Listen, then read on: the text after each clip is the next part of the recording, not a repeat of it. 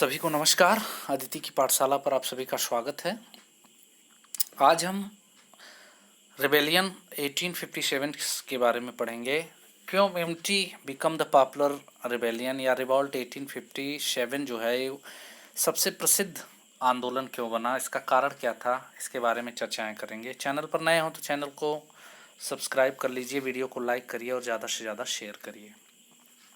तो चलिए शुरू करते हैं। आज 678 में जो रिबेलियंस 1857 रिवॉल्ट के बारे में हम बता रहे हैं, उसका सेकेंड टर्म आज जो है स्टार्ट कर रहे हैं हम। तो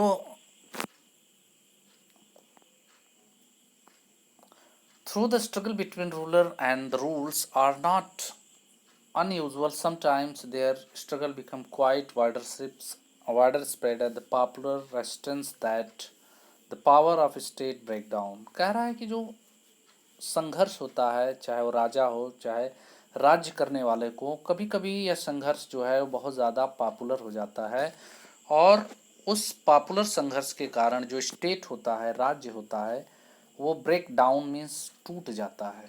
मतलब उस संघर्ष के कारण जो राज्य है वो टुकड़ों में टूट जाता है। बहुत अधिक वो बिलीव करने लगते हैं कि जो शत्रु हैं, जो दुश्मन है, बहुत सारे शत्रु एक ही समय पर एक मान्यता के कारण बढ़ जाते हैं। कभी कभी यह सिचुएशन ऑर्गेनाइज इकट्ठी हो जाती है, कम्युनिकेट यानी एक दूसरे की बातचीत के माध्यम से, कम्युनिकेशन के माध्यम से यह सिचुएशन काफ़ी कॉन्फिडेंस दिखने लगती है, मतलब काफ़ी भयावह दिखने लगती है, काफ़ी विश्वसनीय दिखने लगती है।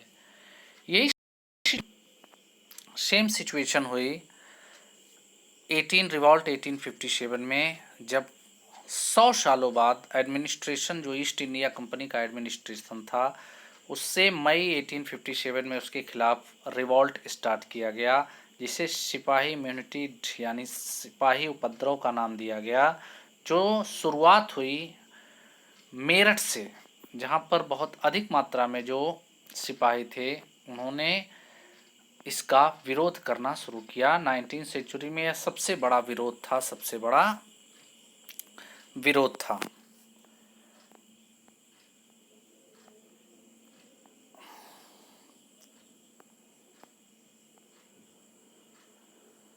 अब फ्रॉम मेरठ टू दिल्ली, अब यह क्रांति मेरठ से दिल्ली तक, देखिए रिवालियन कैसे हुआ। यहाँ पे फोटोग्राफ्स वगैरह हैं सब। फोटोग्राफ्स में क्या शो अप कर रहा है? The battle in the Kalvari line, युद्ध जो है वो कालवेरी लाइन का है। यह युद्ध 3 जुलाई 1857 को हुआ, जहाँ पर 3000 जो रिबेल्स थे वो बरेली क्रॉस करके जमुना रिवर पर दिल्ली पर ब्रिटिशों पर अटैक कर दिया, और यह अटैक लगातार रात तक भी चलते हैं कि 29 मार्च 1857 को जो एक नौजवान सिपाही मंगल पांडे था, उसे फांसी पर लटका दिया गया बैरकपुर में।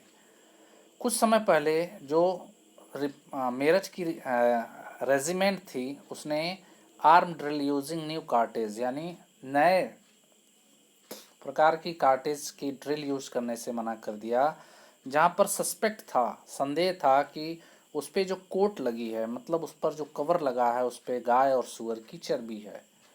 जो 85 सिपाही थे उन्हें डिसमिस सर्विस से कर दिया गया, और 10 को जो है वो ऑफिसर का ऑर्डर न मानने के लिए जेल में डाल दिया गया। रिस्पांस क्या हुआ इंडियन सोल्जर का मेरठ में?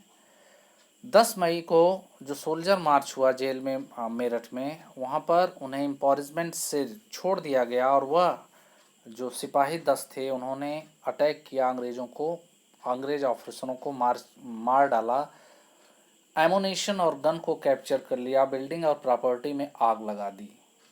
British declare to war on the फिरंगी, फिरंगी के नाम से उन्हें उनके खिलाफ वार डिक्लेयर कर दिया गया। The soldiers were determined to be bring ends of their rules in the country. अब ये जो सोल्जर थे वो ये चाहते थे कि जो फिरंगी हैं, जो अंग्रेज हैं, इनके शासन को अब पूरी तरह समाप्त कर दिया जाए। ठीक है।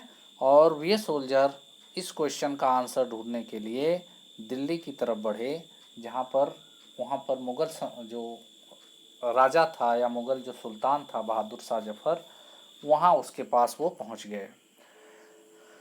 सिपाहियों ने मेरठ में लगभग 10 मई को पूरी रात युद्ध लड़ा और पूरी रात चलकर वो कई घंटों चलकर सुबह मॉर्निंग जो है वो दिल्ली पहुंच गए। दिल्ली में उन्होंने अटैक किया अंग्रेज़ों अफसरों के ऊपर और उन्हें मार डाला और एमुनेशन को लूट लिया, बिल्डिंग में आग लगा दी।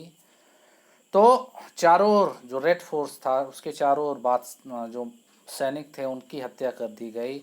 बादशाह जो जिंदा था उससे डिमांड की गई कि वो उससे मिला जाए। एम्परर जो था उसकी इच्छा नहीं थी कि अंग्रेज़ों की अथॉरिटी को चैलेंज किया जाए, लेकिन सैनिकों ने उसे उत्साहित किया और उत्साह में उसने बहादुर शाह जफ़र को अपना क्या बना लिया, अपना राजा बना लिया या अपना सुल्तान बना लिया या अपना लीडर बना लिया।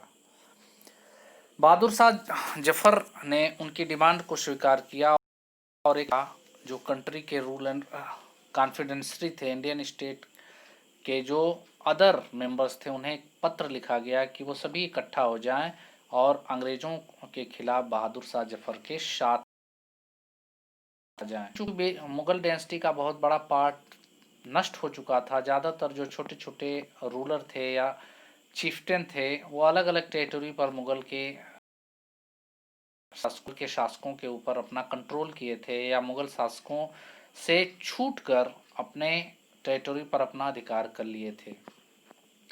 कई ने यह महसूस किया कि जो मुग़ल बादशाह है वह शासन फिर से प्रारंभ करेगा, इसीलिए कुछ ने उनका साथ दिया और कुछ ने उनका साथ नहीं दिया। लेकिन अंग्रेज़ों ने ऐसा एक्सपेक्ट नहीं किया था, ऐसा विश्वास नहीं किया था कि ऐसा हो जाएगा। उन्होंने वो पूरी तरह डिस्टर्ब हो गए इस नई कार्टेज को लेकर और उन्होंने इस कार्टेज को बंद कर दिया। बहादुर शाह ने यह डिसीजन लिया कि बहुत अधिक मात्रा में रिबेलियन का साथ देकर वह अपने इंस्पायरेशन और अपने एथेंसिस से छुटकारा पा सकता है। तो उन्होंने बहुत अधिक मात्रा में इन सैनिकों का साथ देना प्रारंभ किया और दिल्ली में जितने भी मुग़ल सैनिक थे उन्हें इकट्ठा करना शुरू किया। तो यह स्प्रेड फैली कैसे, द रिबेलियन स्प्रेड, यानी यह स्प्रेड फैली कैसे कि जब अंग्रेज़ों ने दिल्ली में रूटीन मार्च करना शुरू किया तो बहुत समय तक वो लंबे समय तक जो है इस रिबेलियन को दबाने के लिए लंबे समय तक युद्ध लड़ना प्रारंभ किए। धीरे धीरे जो रेजिमेंट्स थी उन्होंने दिल्ली, कानपुर, लखनऊ आदि में कस्बों में उन्होंने रिबेलियन को, रैलीज़ को, लोकल लीडर को, ज़मींदार को पकड़ना शुरू किया, इस्टेब्लिश करना शुरू किया और धीरे धीरे उनकी अथॉरिटी को कम करना शुरू किया। जो नाना साहब थे, जो लेट बाजीराव के पेशवा थे और कानपुर में उन्होंने आर्म फोर्सेस को इकट्ठा किया और अंग्रेज़ों को बाहर निकालने का प्रयास किया। अंग्रेज़ों ने उन्हें जब उनके शहर को चारों तरफ से घेर लिया तो पेशवा जो है वो अपने आप को सरेंडर कर लिए। बाद में उन्हें लटका दिया गया या फांसी दे दी गई। उसी तरह जो बहादुर शाह जफ़र था, लखनऊ में जो बाज़ी कदर था या नवाब वाजिद अली शाह था, इन सभी ने जो इकट्ठा किया था सैनिकों को, उन सभी को दबाया गया, उन सभी को प्रोटेस्ट के लिए दबाया गया, सज़ा दी गई। बहादुर शाह जफ़र को या बहादुर शाह जफ़र या उसकी माता बेगम हज़रत महल को वो जो अंग्रेज़ों के ख़िलाफ़ रिबेलियन को की थी या अंग्रेज़ों के ख़िलाफ़ जो उन्होंने रिबेलियन किया था, जो अपराइजिंग किया था रिबेल्स को, उसका पनिशमेंट दिया गया। झांसी रानी जो सिपाहियों के साथ मिलकर इस रिबेलियन में पार्टिसिपेट की थी, उन्हें भी लड़ते लड़ते वीर गति की प्राप्ति हो गई। वे भी इस लड़ाई में वीर गति को प्राप्त हो गई।